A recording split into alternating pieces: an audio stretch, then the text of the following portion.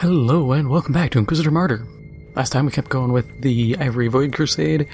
I dumped my inventory. The archaeotech item we got wasn't good, so wasn't even worth showing. And we will jump right back into the next mission. Good, it's a sabotage, so we're not going to get absolutely screwed over on what we have to face. Or having a mission that just almost instantly auto-fails.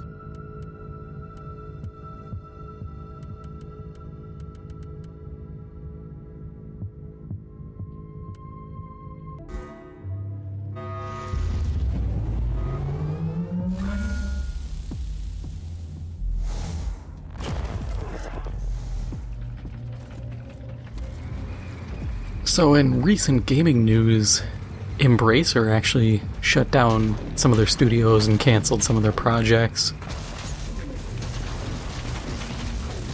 Which was kind of a surprise to me. I say that it's a surprise, but also not a surprise. Because Embracer was buying up so many studios that it was only a matter of time before they started accruing the costs of all the game development and games not performing as well as they should have, so on and so forth, that they'd have to shut stuff down.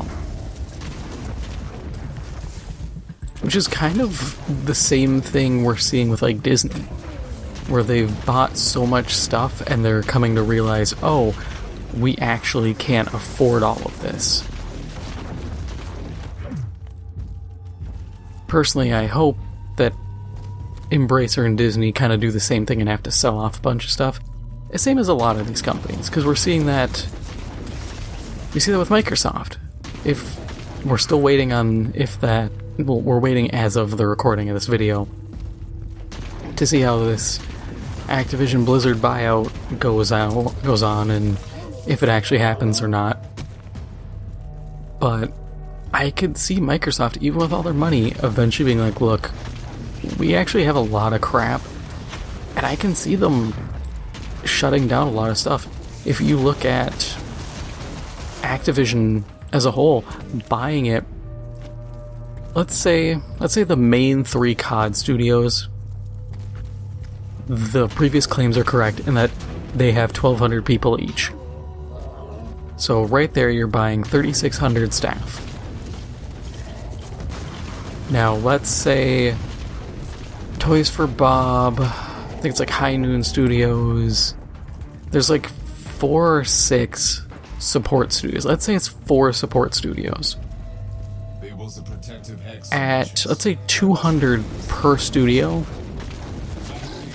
which I think they're larger than that, but we'll just say 200 for being fair. That would bring you up to 4,400 staff. Then you have Blizzard itself, you have, I think they bought King, or Zynga, or one of those other, like, mobile companies. It's more and more people and managers that they have to handle. And at a certain point, I feel like Microsoft would have to sit down and go, okay, we can just roll these people under another branch. We don't need all of them doing this.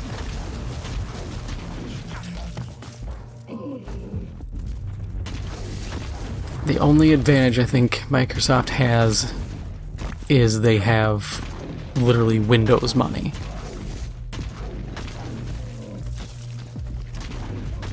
That is the one thing I think keeps them afloat.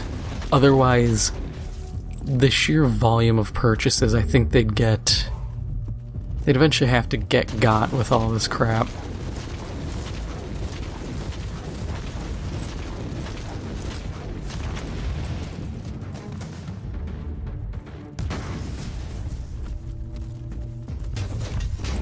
And like Embracer doesn't have that. They don't have that sheer, I guess, not back catalog, but that extra support. I will say, if Embracer could have bought anyone, I wish they had bought in Crowd Control Productions. If they bought CCP, then they would control Eve rather than Pearl Abyss. Yes, I have my biases towards Pearl Abyss. I will admit that. But it's mostly because I feel like they don't really care about anything other than, like, Black Desert.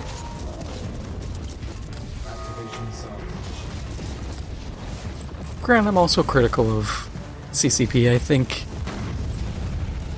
a lot of their staff is kind of done away with what they used to do. Because I remember seeing a lot of former, like back in the day, a lot of staff would play the game. They'd play E. And we don't see that much now. And that sucks because having that player experience is always good in a game.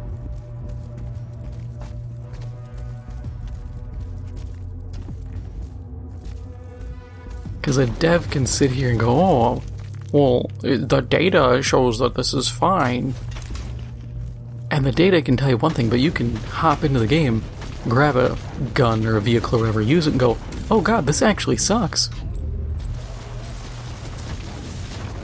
Data cannot cover everything like the feel. And that actually leads to an interesting thing. I saw this a while ago. It was, I believe it was Enemy Territory Quake Wars.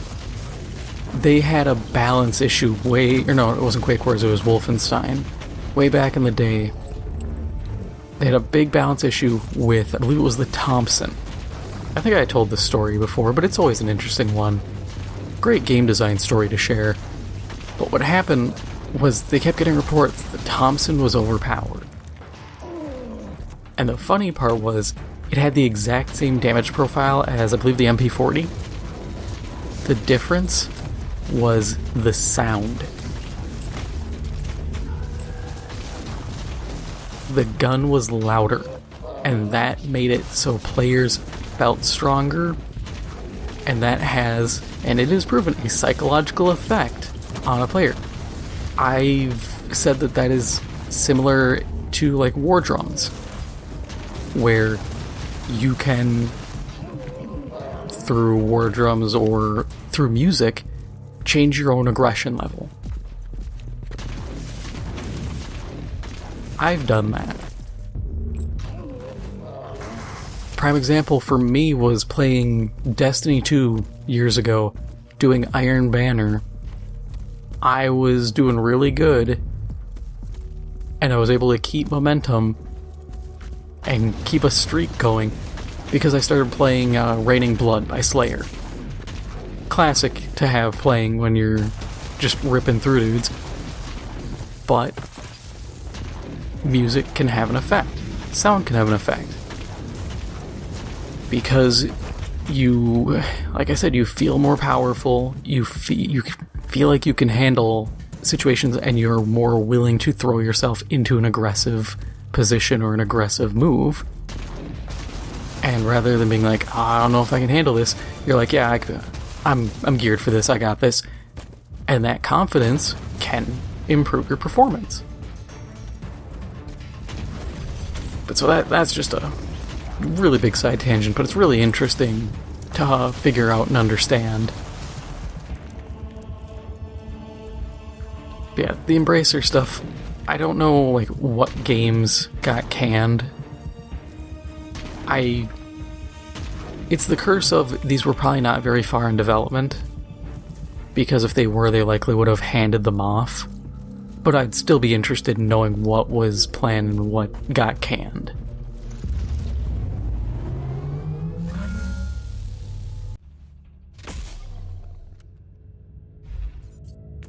Was going to jump into the next mission, but we got points to allocate.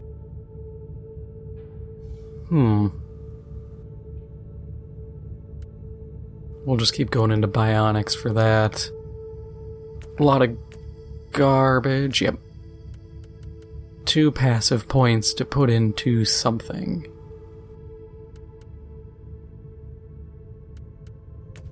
So many things I need to put points into.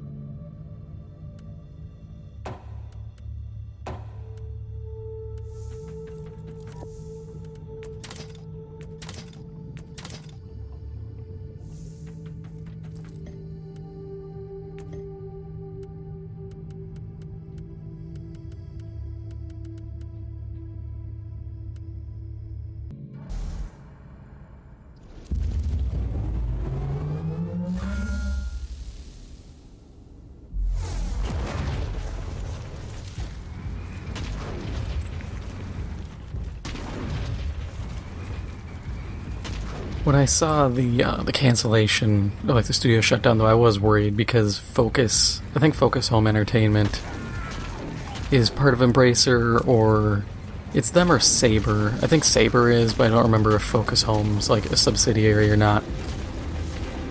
But I was worried because I was like, I don't know who exactly is all behind John Carpenter's Toxic Commando, but I really hope that comes out. I'm genuinely, like, smile on my face excited for that game. Because it looks cool. And we don't know enough, so I'm trying to speculate what kind of game it is. Because some people are like, oh, it's like COD Zombies. And I'm like, I don't know. I could see it being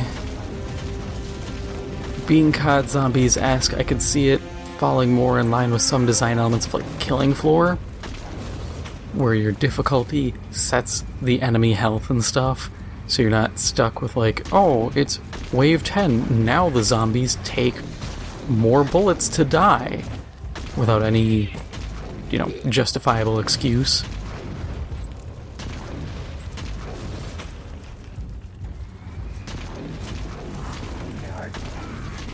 I've seen some people make the argument that the terrain is from like, what is it, like some of the trucker games that are made, like the Snow something, I can't remember them, but that and like winching vehicles, people are like, oh, they're using all that, and I'm like, honestly, those are very minor things, so I won't be disappointed. I could see the winching vehicles being like an objective, more or less, like, hey, recover this abandoned truck. Or it is something where if you have a vehicle with a winch, you can recover additional vehicles. And it might be something where you can lose your gear, and that would provide incentive, like, hey, you might lose your truck, so try to have a backup one. So you go out, winch whatever you can, trick it out, and go from there. I'd be excited if that's the case. But in general, I think it's cool. The enemies look interesting. Lots of enemies on screen, which makes me think they're going to be like pushovers, because there's no way you could have just tons of super meaty enemies. That kind of design choice, that's some COD Zombies level stuff. And personally, I think it's kind of a bad design choice to be like, oh, I hate scaling enemies over time. In most games. The only one that does it right is Warframe. Because the only time you're going to have that kind of high scaling is like survival missions. And the only time you're getting into having the scaling go just absolutely whack is when you're doing some like void hell camp for 6 hours where the enemies become level 2000 and they require just dozens of bleed stacks or abilities with infinite scaling. Short of that, if you went into a mission, it's like, oh, these are level 30 enemies. You might get up to like level 60, level 100 if you're doing a survival. But for the most part, they're not going to really scale out of that range. So whatever you're using will be fine. And that's what I hope. If there is scaling, I'd rather difficulty be, hey, we're going to start throwing more unique enemies. Or you have a random modifier thing kick in of like, hey, we're going to start spawning in these new types, and because it's taken so long, they're now going to get this bonus effect. Oh, there's a zombie with like a weird cannon, which we've seen. It looks like he's got like a cannon arm. And after a certain point, they now do like a lingering damage field. Or they leave a spore growth thing that creates entangling roots that'll grab someone and hold them for a couple seconds, or it holds them until the actual like spore node is destroyed. something where the player can go, oh, okay, that's a danger and that is not standard, but I'm not instantly getting hoed. Because I can't stand that kind of design. I don't like when games essentially force players to get out by just scaling too high. I understand like old COD where I don't even, now that I think about it, I don't even understand how old COD did it, because it was health, but I think to a degree it was also number of zombies, but I think the number kind of capped off somewhere, and it was mostly just how many zombies can we throw at you, or how much health can we throw on them before you simply can't fight them anymore. Because I remember that always sucked. Getting these zombies with just insane health numbers. Especially because, realistically... Okay, so as I'm saying this, I'm kind of thinking it through. There is a line. Because you need to be able to make it, if you want players to leave, that the cost of resupplying ammo becomes a matter of you cannot kill enough zombies to stay positive. So if it takes... See, that's even kind of stupid, because you could carry, with like Pack-a-Punch, you could carry like 600 rounds in some of these guns. And if let's say it costs... I don't know, let's... I'm trying to think. Because if you're not doing a Pack-a-Punch weapon, let's say it's 150 rounds. If you get 100 points per kill, and it's 400, that would still be a lot of bullets to kill only a handful of zombies. And that blows. Especially because their damage remained the same. They just became spongy. And nobody likes spongy enemies. People hated that. I remember in Destiny, people complained about, like, D1 strike bosses complaining, like, oh, Valis Tarak is spongy. I was like, he was never that bad.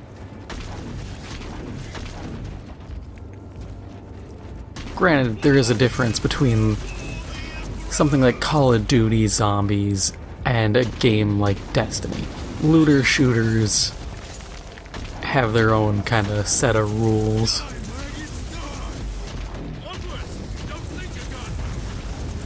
And of course, there's also the matter of like introducing things that do percent health damage. That is a great way to deal with high health enemies, but it's also the curse of it lets you deal with high health enemies a little too good sometimes.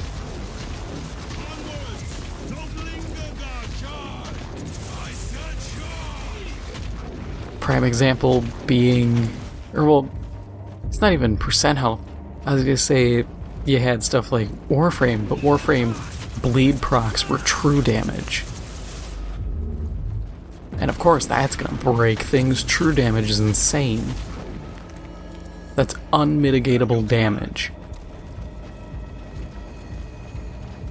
Can't really expect much to come of that that's gonna be positive.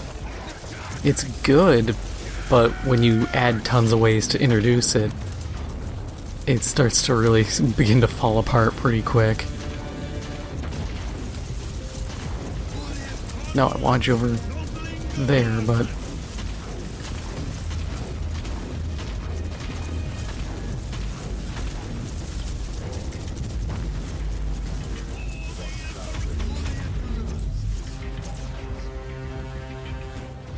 I didn't realize this was exfil. I thought the purple ring was just loot. I was like, oh, a side objective, but no. We're gonna check this little corner over here.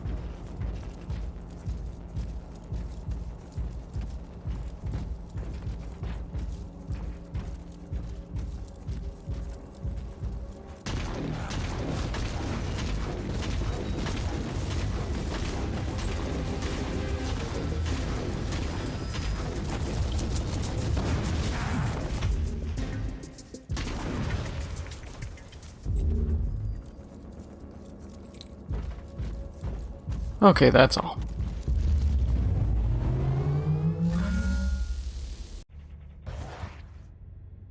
Ooh, Archaeotech Plasma Caliber.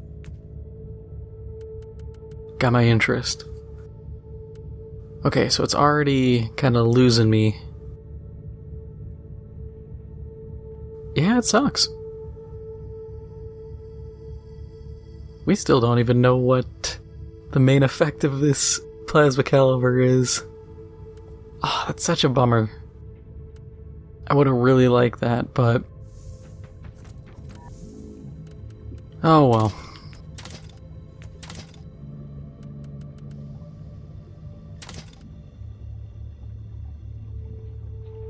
Wow, warp heat reduction value for Psyker weapons when surrounded. But that is all for now. If you enjoyed this episode, make sure to hit the like button, it helps out the channel a lot. And if you haven't already, make sure to hit the subscribe button. Thank you for watching, and I'll see you in the next one.